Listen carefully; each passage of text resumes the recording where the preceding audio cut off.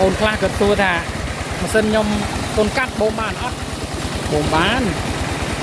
អត់ពិបាកទេបូមបានដូចគ្នាអានេះម៉ាស៊ីនកូនកាត់ណា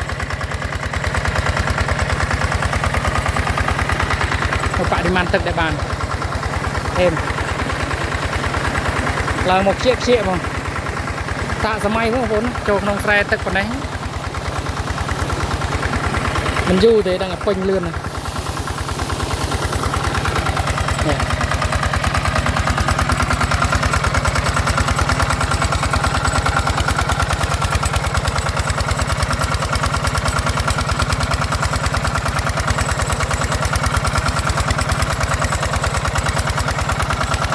ឈុតរបស់យើង4ម៉ែត្រ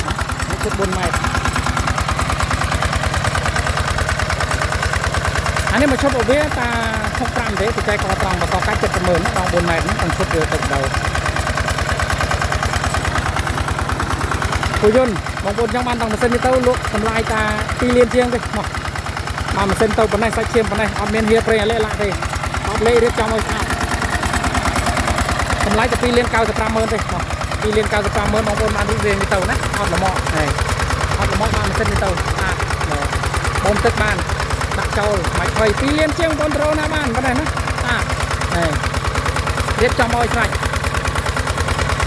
សម្រាប់ដាក់បូមបដ ơi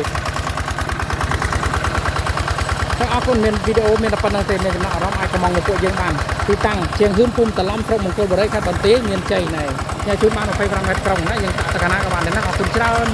មួយចាប់ទីស្រាមនេះមួយផងបងប្អូនចាំបានដងតក៏បានដែរមាន